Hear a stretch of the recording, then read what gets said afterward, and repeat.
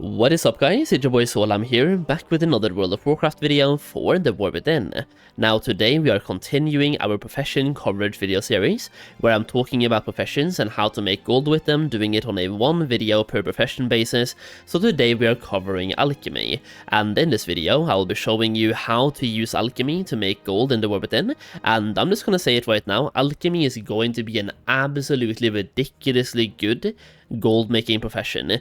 It has always been one of my favorites, and based on the beta testing so far, it's looking to be the same in the War Within as well. Now, if you used alchemy in Dragonflight, it's a lot of the same, but also kind of different. So you will kind of understand the profession by having played Dragonflight, but some of the elements have changed a little bit.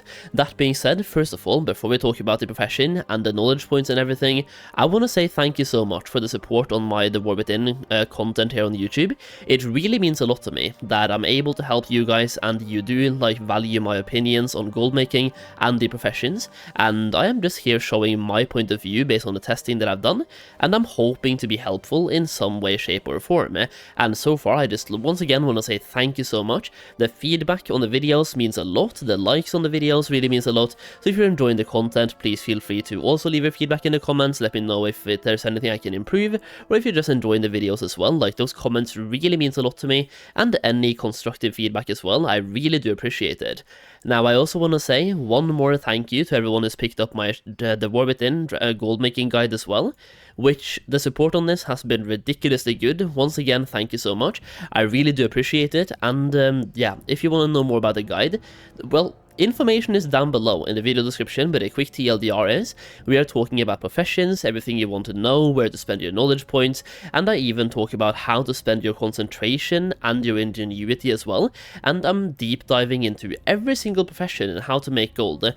Now, the guide is not only about professions, we're also talking about gold farms. I have a section about investments coming up soon, which I have a video about as well, and when you buy the guide, you also get access to a gold making community, where I give you guys early access to videos, exclusive videos, and even more detailed gold making info. It's basically a place where we can gather to make gold kind of behind the scenes, or not super public, and share everything we know in a close community to help each other make absolutely millions, and it's going to be great. We had this in the Dragonflight expansion as well, and we made ridiculous amounts of gold by finding the best farms out there, the best crafts to do there, and there were a couple of exploits as well. There were so many ways to make gold that we found super early, and yeah, it's going to be good. And if you want to be a part of it, once again, the link will be down below, and you can also get it for half price by using the code Solheim. Plus, when you buy that guide, you also get access to the Dragonflight Goldmaking Guide for free. So, you get 2 guides for the price of 1, and that one is half price. It's a deal of a lifetime. If you want to check it out, the link will be down below, and if you do get it, thank you so much. Now, let's talk about alchemy. Once again, one of my favorite professions in World of Warcraft, pretty much any expansion out there, and the War Within is looking like it's going to be no different. Now, one of the things that I personally really like about alchemy is how versatile it is when it comes to the ways you can make gold. First of all, you have experiments. Alchemy is such a boring profession at the start because you barely have any recipes, and in order to unlock these recipes, they are done on a cooldown basis, where there's a little bit of a RNG element in there, which is always kind of fun, can be really frustrating as well, but it also just means that the sooner you start your alchemist, the more profits you can potentially make even faster, because some of these experiments do have a daily cooldown, or in some cases 8 hours cooldown. Some cases only 2 as well. It just depends on the proc you get or the backlash you get when you craft. So they will have a cooldown, and then every time you craft this, you have a chance to uncover a recipe. Sometimes you don't, and sometimes you trigger the cooldown.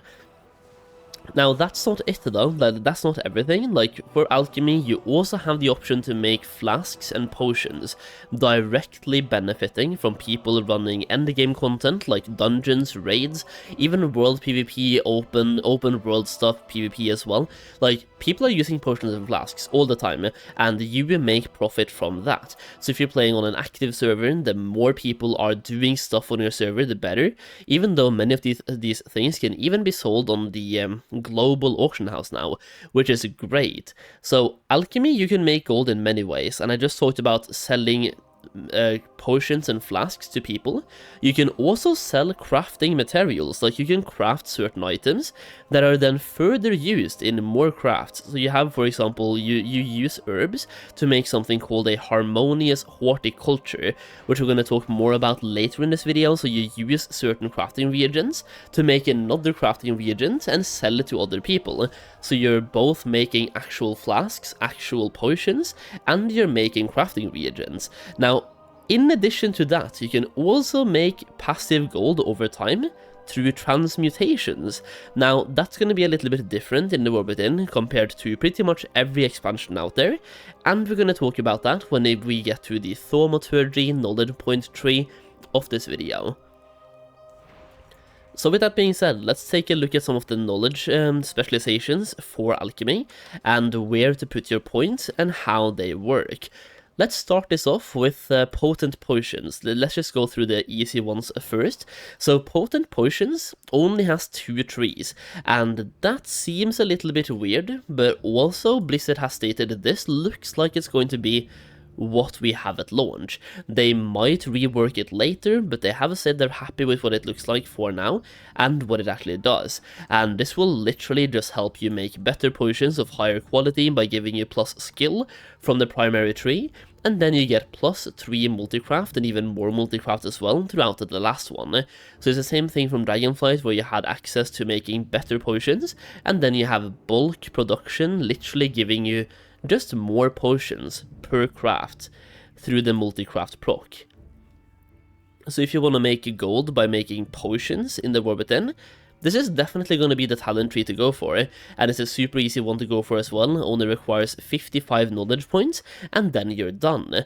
Now, on the other hand, you have the flask version of the tree as well, which is a little bit different, and I was expecting potions to also have, for example, the profession files to be potions too, but for flasks you have the same thing, the first one giving you skill when crafting flasks, and the second one is a bulk production giving you multicraft. Now on the right side you have something called profession files, giving you more skill when making flasks as well, and also whenever you craft files you gain file spillover. File spillover grants 18 resourcefulness for subsequent craft within 5 minutes, stacking up to 5 times, basically giving you more materials back for whenever you craft. And then you also get more multicraft, a more stackable file spillover, so you can now get 10 instead of 5 stacks, more skill while crafting files, which is once again great, and then more multicraft. And at the end here, the effectiveness of spillover is increased by 100%. So you start by having 5 stacks, then you get 10, and then you double the effects, giving you 36 instead of 18, for a total of 360 resourcefulness. Now to put this into perspective, when you craft right now, if I go to potions for example, on resourcefulness I have 120, that is about 5%, so when you get 360, that is about 15% resourcefulness when you're crafting flasks, about 15%, which that's pretty insane. I mean, based on this, actually, resourcefulness seems to work differently for flasks and potions, and resourcefulness right here I have 45 and it gives me 2. So yeah, about between 15 and 18% if I do my math correctly here, because 1% is about 20, and we get 360, so that should be 18% resourcefulness, and yeah, you will just save a lot more materials while you're crafting, giving you materials back when crafting flasks, which is absolutely great. If you're crafting flasks, this is definitely the profession specialization to go for, and you want to max out everything. That's going to be 80 knowledge points. Now, in addition to that, whether you go for flasks or potions, like if you go for flasks, you want to max out the flask spec, and if you go for potions, you want to max that one out, right? Now, after you have done that, you can also go into Alchemical Mastery to get even more skill. This one has 50 ranks, giving you 1 skill per knowledge point spent, and also gives you more skill bonuses as well, and also resourcefulness plus multicraft bonuses throughout this talent tree. and that affects all of your alchemy crafts, like the skill and the resourcefulness and the multi-crafts you get from this talent tree affects everything. So for flasks, you would go for flasks first, then alchemical mastery. For potions, you would go for potions first and then alchemical mastery. And the thing is, after that, you can also focus on flasks or potions of a certain herb.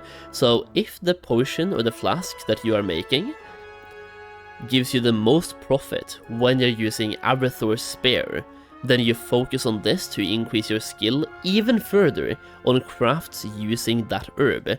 So using a potion, like let's just say Phial of Enhanced Ambidexterity, like this one right here. This one, let's just say it's going to be really good. This one, drink to increase your crafting speed and deftness by 5 to 15% based on quality, right? Let's just say that's going to be insane for making gold. You then want to focus on either Orbinid or Lure Drop, or even both, to double dip. So you want to focus on either one of these when it comes to which lore to spec into. So you would then go for Lure Drop lore, for example, or Orbinid lore. So either one of these two to increase the skill whenever using that herb. Now you will also get, like, you will get skills, but you will also get resourcefulness, ingenuity, and just way too many benefits. And you may now sometimes recover flasks as a result from experimenting with Orbinid. So you can get flask whenever you are experimenting with the herb that you have maxed out the lore with. And right here, when you learn the lore, increases the chance to discover recipes that use this herb. If all of the recipes are known, instead you gain +1 to maximum potion yield when experimenting with Orbinid as well. So you start getting more stuff back when experimenting, which could make experimenting a good way to get various flasks and potions just from experimenting while you're hunting for recipes. Now that's just an added bonus though, but you really want to max out your primary talent tree or specialization tree, then go to alchemical mastery, max this one out, and then max out one of the herbs, whichever one is most profitable for you. So you just have to look at the recipes and try to sell some of them and see which ones sell for the most profit and the ones with the highest sell rate. Always consider the sell rate whenever you are focusing on that.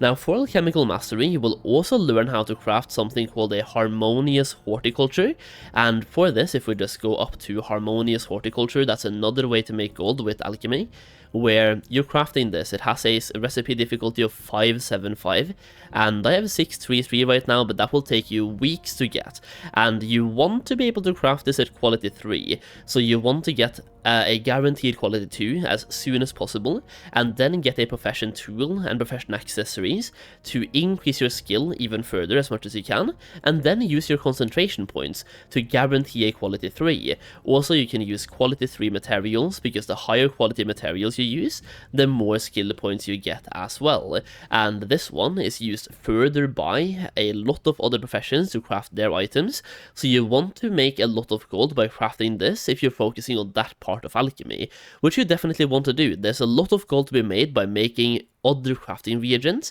so this is a really valid way to make gold with alchemy. Just setting up an alchemist, putting 15 knowledge points into alchemical mastery as soon as possible, and the thing is, this one also uses Lure Drop, Orbinids, and Blessing Blossoms, so if you don't get enough skill points by only speccing into alchemical mastery, you can also go into Lure Drop, Orbinid, and Blessing Blossom.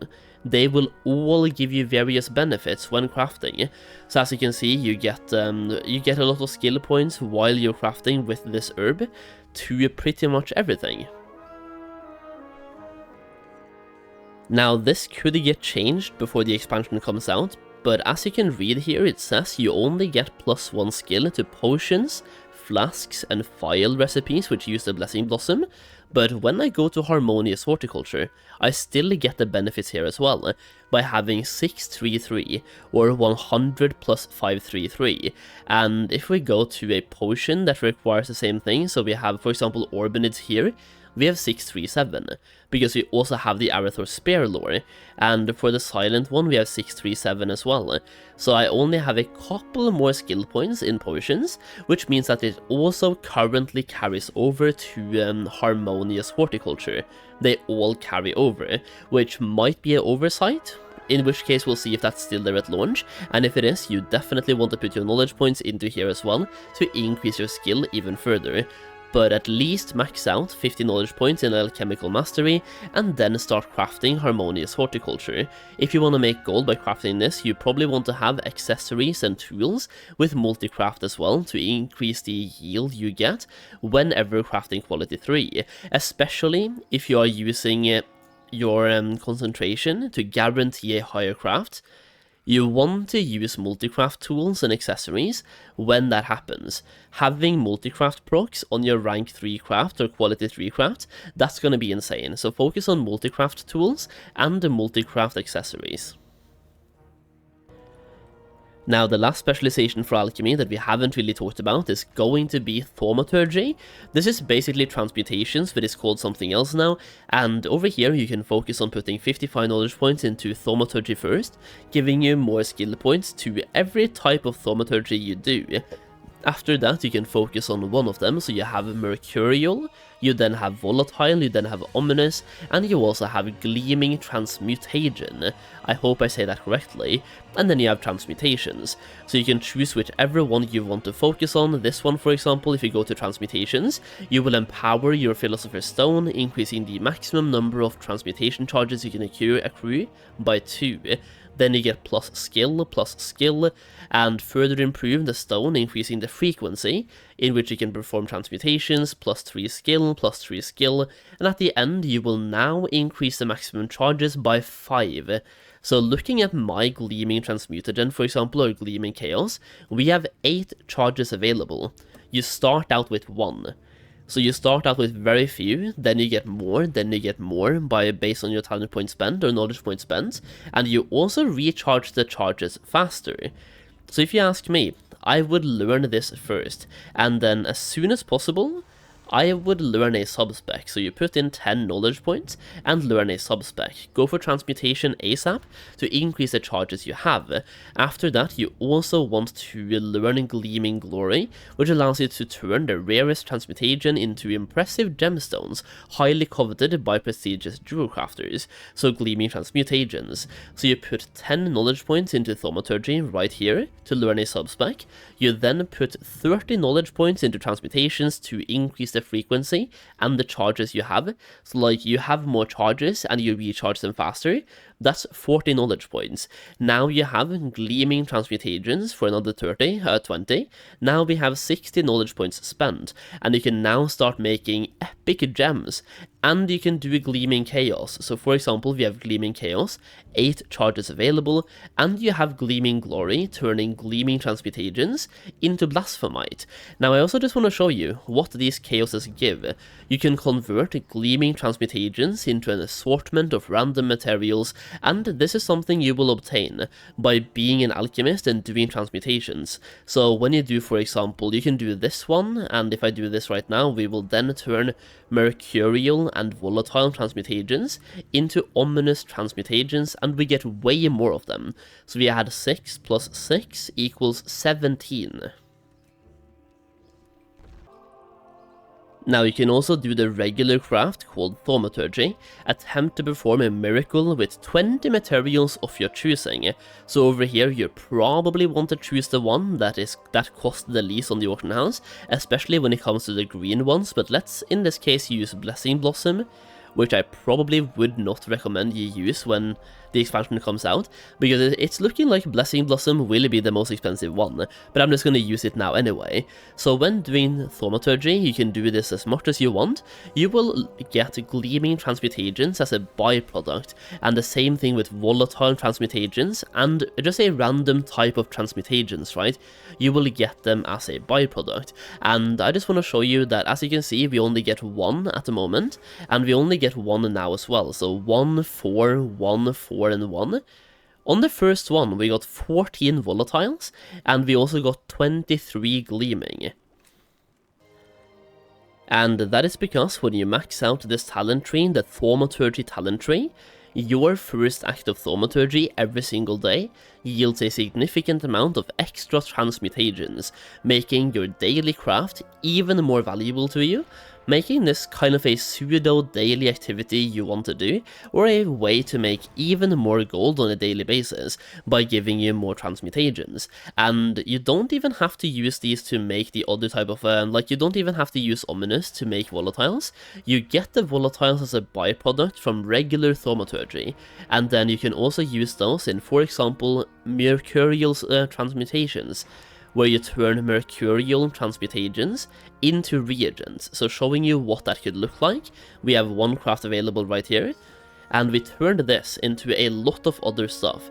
We turned this into a ley line residue for Arathor's spears, and we got some volatile transmutations back, ominous back, and gleaming back, and even some leathers. Now, going over to Gleaming Chaos, we can still do this as well, but they do all have the same cooldown. So we're now down to available crafts, 5 out of 8, and when you do Gleaming Chaos, you get better materials, higher quality materials, so you definitely want to get to the point of doing Gleaming Chaos for every single cooldown as soon as you can, but at the start, the mercurial, ominous, and volatile transmutations might also be really worth doing to make some gold on a daily basis from transmutations. So even though we have transmutations now, they work the same way. You loot transmutagens from doing Thaumaturgy, and you do Thaumaturgy to learn more recipes. Like when I used Lure Drop, we can learn how to do different transmutations by doing this. That's a lot of like transmute words. We have transmute, transmutagens. There's so many different words right now to keep in mind, but you can sometimes learn brand new recipes when you do Thaumaturgy. Like right now, we also learned how to do an ominous transmutation as well. So let's do one of those to see what we get from the ominous one. So from this, it's the first one of the day once again, so we got 22 gleaming, 6 volatile, 4 orbinids, and 20 mercurial. So when it comes to your first act per day giving you more materials, that is the first act of any of them. So you can do, for example, 1 ominous, 1 mercurial, 1 gleaming chaos, and so on as well. The transmuting system with all the new names we have, it seems very complicated, but I just want to say it's a lot simpler than it sounds like. And once again, you have the same types of transmutations as we had in the past. They are just called something else. You can even use, for example, your transmutagens to make herbs. So using mercurial transmutagens and volatiles, you can get mercurial herbs, giving you an assortment of herbs which are comprised primarily of mercurial transmutagens. So you can turn your different types of transmutagens into herbs and stones and volatile weaving, even giving you some cloth as well, or different types of reagents, so you don't even have to only get herbs. You can get any type of reagent that you want from a daily or sometimes 8 per day, and they recharge kind of weird, but it's a way to make gold on a cooldown basis, either on a daily basis, bi-daily basis, or in some cases you can log in every 3 days and do order for craft in 3 days, and then log out, and every 3 days, let's just put a number on this, every 3 days you log in, you make 3000 gold, and you log back out. It's a really good way to set up an alt goldmaking army to just do transmutes. So if you're doing that, you really want to once again spec into both Thaumaturgy, transmutations, and the gleaming transmutagens. If I had to choose some path myself, I would go for this one for 10 knowledge points. I would then max out transmutations. I would then probably max out Thaumaturgy to be able to get this one. The first act of Thaumaturgy giving even more transmutagens. That is super important and good to have. And then go for gleaming transmutagens and then start maxing these out as well. Either way, this is a huge knowledge point tree, so you will need a lot of knowledge points anyway, and building up and making the perfect transmute character will take time, but you can start making gold really early. So hopefully you enjoyed this video, 24-minute video talking about alchemy. I really like alchemy, and I can't wait to make gold with alchemy in the War Within. I have so many alchemists ready to go. We have 1 for potions, we have 1 for flasks, and I even have 1 only for crafting reagents. Now, one thing I haven't talked about in this video is also the ability of making, if we go down to other reagents, maybe not other reagents, we can make this one, but we can also make different optional reagents. So we have a couple of optional reagents for alchemy. One is called a petal powder. When crafting, multicraft yields 25% more when crafting consumables, and you also have a bubbling microbloom culture, increasing resourcefulness by a massive amount, 225 to be exact, and this one only requires 4 microblooms to make, which is arguably going to be the cheapest herb in the War Within. So these, as you can see, they can be sold on the auction house, and they only have a recipe difficulty of 430. That being said, I have put in every knowledge point that I can, and I don't have that yet. That being said, I don't have a tool, and I'm lacking 2 accessories, so if I had the best tool in the game plus 2 accessories, I might be able to push that or get close, and then you can alternatively use your concentration to get there as well, and then you can make these and sell them on the auction house at the highest quality possible, and I definitely think this one at least will be worth making, just because of how cheap it is to make, and the recipe itself is learned from having 5 skill in alchemy, but I do believe it's one of those that you have to learn randomly. Either way, that's basically how to make gold with alchemy in a couple of different ways, so hopefully this video was helpful to you, and I'm going to end it now before it gets too long, even though that's subjective, maybe it's already too long, so let me know if this video was helpful to you in the comments down below, and once again, thank you so much for the feedback on these the War Within Goldmaking videos and the profession guides. Hopefully they are helpful, and hopefully I'm able to help you make some gold in the new expansion. Thank you so much for watching as always, I really do appreciate it, and I'll see you again in the next video very soon.